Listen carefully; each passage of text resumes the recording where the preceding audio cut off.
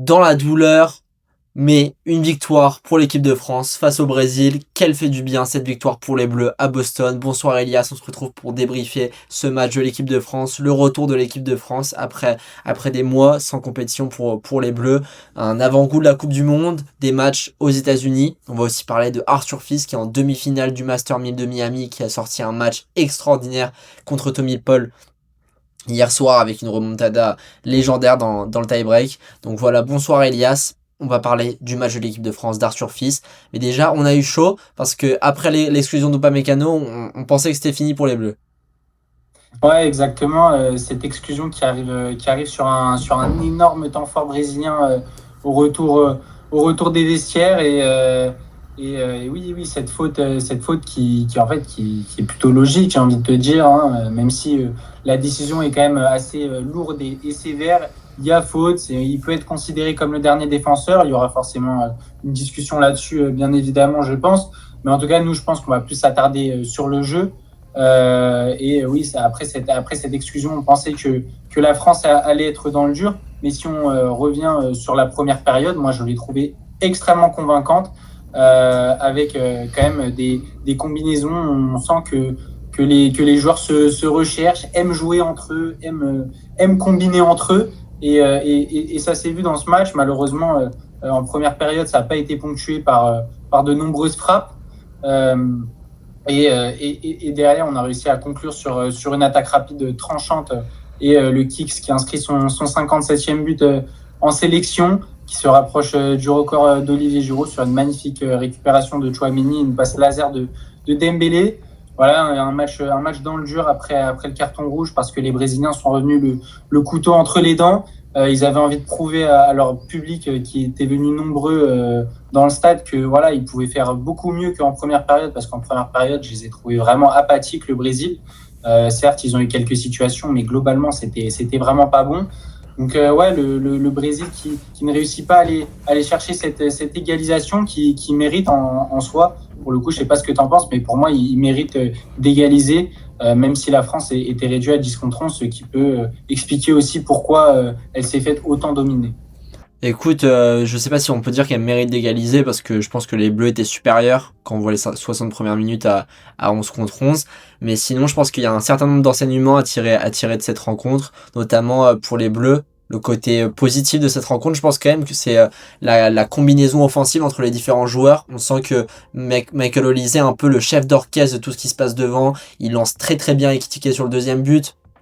Il lance très bien Mbappé et tout sur d'autres situations. Donc on sent que Olise est un peu en fer de lance qui va coordonner tout ce qui se passe. Donc moi j'aime beaucoup ça. Je comprends pas trop pourquoi Compagnie fait pas jouer Olise en 10 au Bayern, parce que je trouve que c'est vraiment sa position favorable. Et après Mbappé qui a eu quand même beaucoup de déchets, mais qui a fait ce qu'on demande de lui, c'est-à-dire un 9. Il a marqué son but. Il revient bien après sa blessure au genou. Et moi, le point noir pour moi du match de l'équipe de France, c'est vraiment le secteur défensif. Je trouvais que Konaté et Upamecano n'ont pas été au niveau. Upamecano qui fait une faute débile, débile. Il voit très bien qu'il y a plus de défenseurs et que Wesley, il a le ballon trop loin, donc je sais même pas il a l'opportunité de frapper. Et après, j'ai trouvé qu'ils étaient très mauvais dans la relance. Surtout, ils perdaient énormément de ballons. Et je pense que contre une équipe qui va être plus tranchante, une attaque plus tranchante que le Brésil, contre une équipe comme l'Espagne ou quoi, on peut prendre beaucoup de buts sur des pertes de balles dans nos 20 mètres, où l'autre équipe fait une attaque rapide et après marque facilement. Donc là, contre le Brésil, ça allait parce que c'est pas non plus les meilleurs offensivement. On pense à beaucoup d'occasions manquées en première période, avec des situations mal jouées par Vinicius, Rafinha ou Martinelli devant. Mais après, sinon, on l'a vu sur la deuxième période, quand on fait rentrer des joueurs plus percutants comme Luis Enrique, que j'ai beaucoup aimé, et certains défenseurs, ils ont plus de mal en équipe de France. Donc le côté offensif, on savait que c'était flamboyant pour les Bleus. Quand on voit la liste de joueurs qu'on a devant, c'est impressionnant. Mais défensivement, il va falloir plus qu'on solidifie nos arrières pour avoir une sûreté derrière. Après, je pense que le retour de Saliba va faire quand même beaucoup de bien, parce que Konaté, je le sens quand même pas trop en confiance. Ou pas Mécano, il est très bon au Bayern, mais là, il a fait une erreur aujourd'hui. Et après, Maxence Lacroix, moi, j'ai pas trop aimé. Je trouve qu'il est fautif un peu sur le but du Brésil, mais après, sa première sélection, on va pas le juger trop vite non plus. Et là, il dépanne. C'est quand même pas mal. Toi, Elias, je sais pas ce que tu en as pensé des points noirs de l'équipe de France, mais pour moi, c'est vraiment le secteur défensif. Et d'ailleurs, si je devais retenir un joueur pour le Brésil, ce serait vraiment Luis Enrique, que je connaissais pas, qui joue au Zénith Saint-Pétersbourg et qui, franchement, excellent, très percutant et qui a vraiment secoué les Brésiliens au début de la deuxième période.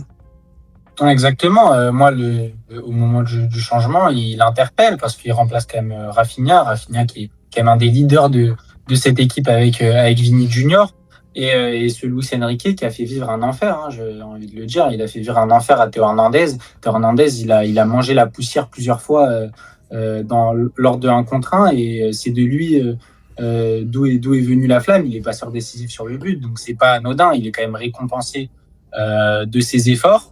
Et donc oui, moi j'ai quand même trouvé quand même pas mal d'individualités côté français qui sont ressorties et qui ont été très bons. Hugo Ekitike notamment, tu as mentionné Olysée aussi. Moi j'ai trouvé que Malo Gusto a fait un très bon match, a fait un très très bon match, un match ultra solide. Il va peut-être s'imposer à ce poste-là et en tout cas ce serait mérité parce que il a vraiment tenu la baraque, que ce soit offensivement dans ce qu'il a proposé, mais surtout défensivement dans son face-à-face direct avec Vini Junior. Donc ouais, il y a quand même des individualités qui ressortent. Malheureusement, on n'a pas pu voir plus ce duo Tchouaméni Rabiot qui, moi, je trouve marchait extrêmement bien avec un Rabiot qui n'hésitait pas à aller de l'avant. Tchouaméni à la récupération, c'est monstrueux en ce moment. J'aime beaucoup sa saison. Je ne fais que de le répéter et je le répéterai parce que il est vraiment très convaincant et s'il continue comme ça, bah, il va nous faire extrêmement de bien pendant ce mondial. Donc tout n'est pas à jeter côté équipe de France. Dommage, la configuration de match a fait que Ryan Cherki n'est pas rentré sur le terrain et on aurait aimé voir peut-être le seul Brésilien sur la pelouse en Ryan Cherki, mais j'espère qu'il aura cette opportunité-là contre la Colombie. On espère une équipe quand même différente pour voir un peu ce que les joueurs ont sous le pied. Donc ouais, un bon match, un match assez rythmé quand même en seconde période, même si en première on s'est un peu ennuyé par moment. Mais j'ai trouvé que pour un match amical, un premier match de l'équipe de France dans les conditions de Coupe du Monde, j'ai trouvé ça vraiment plaisant et j'ai quand même pris du plaisir devant le match grâce au Brésil et également grâce à la France qui m'a fait kiffer techniquement. Ouais, bah écoute, Elia, je te rejoins sur Tchouaméni qui est à l'origine du premier but de l'équipe de France avec d'une belle récupération. Tchouaméni qui est en pleine forme en ce moment avec le Real de Madrid, qui multiplie les trophées d'homme du match et là bah qui confirme avec l'équipe de France que c'est le patron du milieu de terrain, j'ai pas peur de le dire en équipe de France. Il est là, il s'impose et bah j'espère que ça va être pareil à la Coupe du Monde. C'est vrai que j'ai beaucoup aimé comme toi le duo Rabiot Tchouaméni. Je pense qu'il faut se baser un peu là-dessus pour la Coupe du Monde et voir un peu comment on peut alterner le secteur offensif. Là, c'était une petite proposition de Deschamps. On va voir si Ekitike va encore être titulaire à la Coupe du Monde. C'est possible vu sa prestation, mais il y a quand même beaucoup de concurrents derrière. On pense à Désiré Doué, Barcola, Kolo Muani que Deschamps adore. Donc voilà, on va un peu passer ce sujet équipe de France et passer sur Arthur Fils. Hier, on a vécu un moment incroyable ensemble, Elias. On regardait le match ensemble, c'était n'importe quoi. Quel match, Arthur Fils, Tommy Paul, jusqu'au bout de la nuit en France, jusqu'à 5h du matin. Le Tommy Paul qui était extraordinaire. J'ai pas peur de le dire, les deux joueurs étaient à leur prime. Il y avait des coups gagnants dans tous les sens. Tommy Paul qui renvoyait tout. Pour moi, limite, il mérite de gagner ce match, Tommy Paul, tant il a été bon. Mais Arthur Fils, tellement solide mentalement, 6 balles de break sauvées. Et à la fin, il perd 6-2 dans le tie-break. Il remonte 4 balles de match sauvées pour aller chercher la victoire. Grandiose Arthur Fils, Elias. Ouais, comme tu l'as dit, au bout de la nuit, c'est peut-être la raison pour laquelle le soldat Zéphyr est tombé de fatigue aujourd'hui, n'a pas pu être présent avec nous. Donc on lui fait des gros bisous et qu'il revienne vite. Mais ouais, quel match. Le jeu en valait la chandelle. Hein, me coucher à 5h du matin pour regarder un tel match de tennis. Honnêtement, j'avais pas vécu ça depuis très longtemps. Honnêtement, beaucoup d'émotions. Un niveau de jeu, comme tu l'as dit, un niveau de jeu qui était extraordinaire. Ça fait partie d'un des meilleurs matchs en Masters 1000 cette saison. Et je pense que ça va faire partie d'un des meilleurs matchs de Masters 1000 cette saison. Vraiment, un énorme Arthur Fils qui a su quand même montrer des ressources mentales. Là. On voit quand même, avec ce match-là, quand même l'âme d'un futur grand, d'un futur champion, d'un futur top 5, peut-être top 3 même, j'ai envie de dire. Sky is the limit, comme tu aimes bien le dire. Pour Arthur Fils, honnêtement, là, cette citation n'a jamais été aussi vraie, puisqu'il affronte Jiří Lečka au prochain tour, en demi-finale, pour une place en finale. Donc, ça peut être aussi un énorme cap pour lui à passer. Et Tommy Paul qui a livré une bataille exceptionnelle. Il mettait tous ses coups droits, ils étaient foudroyants. J'ai trouvé qu'à la volée, il était tranchant, il en ratait pas une seule.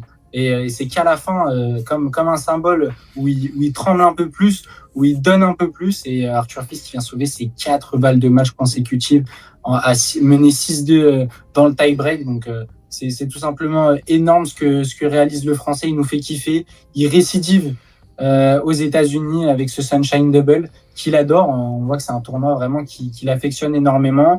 Double quart l'année dernière, quart à Indian Wells et la demi à Miami. Donc c'est exceptionnel, en espérant qu'il continue sur cette lancée, qu'il ne se blesse pas surtout, qu'il ne se blesse pas. Prions pour qu'il ne se blesse pas parce que ce joueur nous fait vibrer, Arthur. On l'a vécu en direct au téléphone et c'était exceptionnel. On stressait jusqu'au bout. C'était incroyable. Vraiment, quel match. Ouais, bah écoute, ouais, quel match, que dire un véritable champion ou un futur champion en tout cas. Même s'il sauve 4 balles de match, faut pas oublier les balles de break qui sauvent, et c'était incroyable parce que Tommy Paul, il renvoyait tout, il mettait tout sur le terrain. Tu parlais de ses montées à la volée, il est à 16 sur 18 à la volée, comme par hasard sur balle de match. Arthur Fils sort un passing de taré, et sur les balles de break, Tommy Paul renvoyait tout. Arthur Fils devait faire des coups droits de taré pour tout sauver. Et au final, Arthur Fils qui s'impose, qui rejoint sa première demi-finale de Master 1000, très important pour la confiance. Surtout, j'ai l'impression qu'il s'inscrit dans la lignée de sportifs, un peu comme Wembanyama, un peu comme des Isaac Hadjar, des nouveaux sportifs français où il a confiance en lui, il a pas peur de le dire. En interview d'après-match, il disait cette victoire montre que je suis un grand compétiteur, et aussi c'est une victoire comme une autre. Lui, en fait, il franchit des caps au fur et à mesure, et on sent qu'il a pas peur d'aller encore plus haut que cette demi-finale. Il va jouer contre les HK, il a quand même toutes ses chances d'aller chercher la finale, parce que même si Arthur Fils est moins bien classé, théoriquement c'est à peu près le même niveau les deux joueurs, voire Arthur Fils un peu supérieur. Donc on va voir, on espère une victoire du Français. Après en finale ce serait probablement Yannick Sinner ou Alexander Zverev, et après bah ce serait quand même compliqué contre Sinner ou Zverev, mais comme tu dis, sky is the limit pour Arthur Fils. Et quel début de saison après sa blessure l'année dernière au dos. Il revient très très très très fort. On avait peur de ses quarts de finale parce qu'il devait défendre, là il doit défendre encore un quart de finale, mais il devait défendre 2 quarts de finale sur le Sunshine Double, et bah il fait quart de finale à Indian Wells et demi à Miami, donc il engrange encore plus de points alors tout le monde avait peur qu'il perde ses points. Donc c'est fantastique pour le Français. Et bah là on se demande là s'il arrive à jouer comme ça en retour de blessure, mais où va être son plafond, tant il est bon et tant il est spectaculaire ce joueur Arthur Fils. Donc voilà Elias, moi j'ai adoré le match de hier, et on espère qu'il va réitérer ses exploits durant les jours à venir, les semaines à venir, et qu'à Monte Carlo ça va être pareil pour Arthur.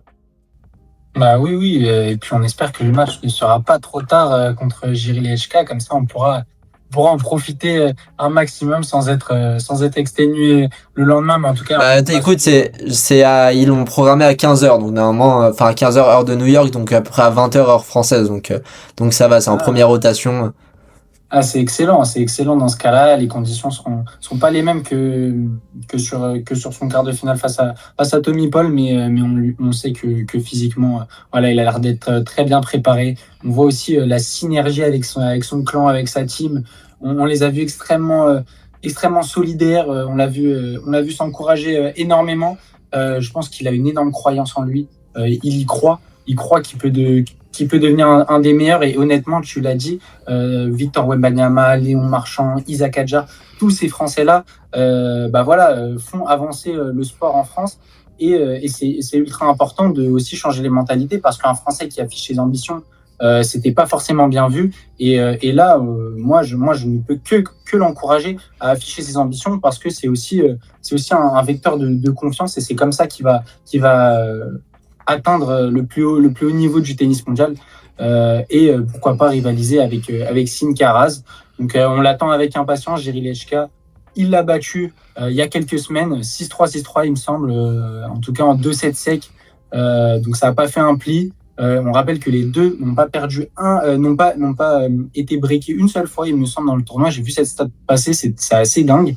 Donc on espère que ce sera Arthur Fils qui fera flancher le Tchèque. Donc voilà Arthur, c'était un peu tout pour moi sur ce sujet. Je vais commencer par le mot de la fin, après je te laisserai le mien. Je prie pour que la Bosnie passe contre le Pays de Galles. On se dirige vers les tirs au but. Et je pense qu'avec mon père, on va faire une attaque cardiaque. Voilà, donc j'espère que la Bosnie affrontera l'Italie pour que ma prophétie se réalise et que la Bosnie élimine l'Italie en finale des barrages. Bah écoute Elias, je l'avais aussi pronostiqué, donc on espère que ça va se passer comme ça. En tout cas, Arthur Fils, comme tu l'as dit, qui ajoute Goran Ivanisevic à son clan, je pense que ça c'est très important et encore une fois il affiche ses ambitions, atteindre le plus haut niveau. Donc on espère, on lui souhaite pour Arthur Fils. Demain, podcast, Elias et Zéphyr vont revenir sur le débat en ce moment du foot français. PSG Lens qui vient d'être reporté alors que Lens avait déclaré qu'il ne souhaitait pas ce report. C'est vraiment une situation un peu loufoque dans le foot français.